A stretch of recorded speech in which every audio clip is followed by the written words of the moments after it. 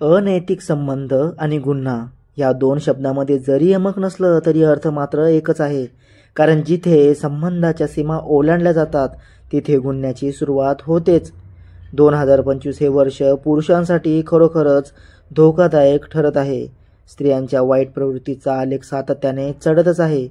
25 जून रोजी घडलेली ही एक घटना जिथे एका महिलेने स्वतःच्या शारीरिक वासनेच्या पूर्ततेसाठी जे पाऊल उचललं ते ऐकून कोणताही संवेदनशील माणूस हादरून जाईल. कविता वय 40 ही आहे आरोपी महिलाचं नाव, तर विशाल वय 23 तिचा तरुण प्रियकर, दोघांच्या वयात तब्बल 17 वर्षांचं अंतर, म्हणजे आई आणि लेकरांच्या वयाचं अंतर. संबंध मात्र अनैतिक, समाजाच्या नियमांना, नात्यांच्या सीमांना धक्का देणारे. या घटनेतील सर्वात धक्कादायक बाब म्हणजे गोंधळ उडू नये, कोणी संशय घेऊ नये म्हणून कवितानं जे पाऊल उचललं ते गुन्ह्याच्या मर्यादेपलीकडचं होतं. भर दुपारी सर्वांच्या डोळ्यात देखत तिनं आपल्या घरातच विशालला बोलावलं आणि दोघं मोजमज्जेमध्ये इतके रंगून गेले की स्वतःभोवतीच भान हरपत दार बंद केलं खरं, पण खिडकी मात्र उघडीच राहिली. आणि नेमकी हीच चूक, छोटीशी चूक त्यांचं खरं रूप जगासमोर आणणारी ठरली. ही संपूर्ण घटना 28 जून रोजी राजस्थानमधील बिजलपूर शहरातून समोर आली.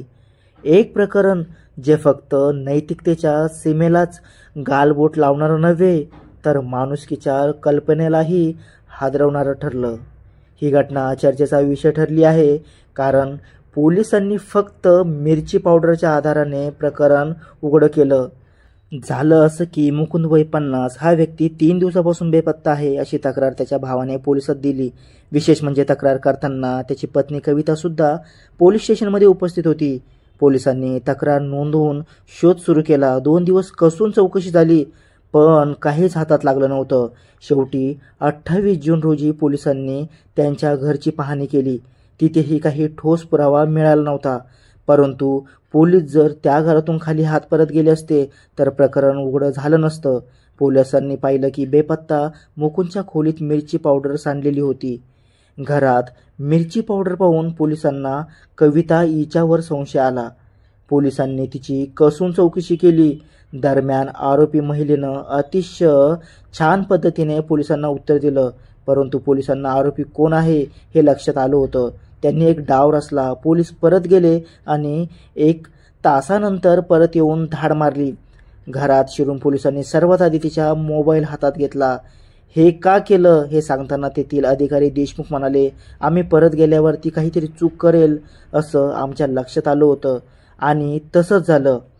पोलिसांनी मोबाईल पाहिला आणि त्यात एक तरुणाला पाठवलेला मेसेज दिसला. त्यात लिहिलेलं होतं, पोलीस चौकशीसाठी घरी आले होते.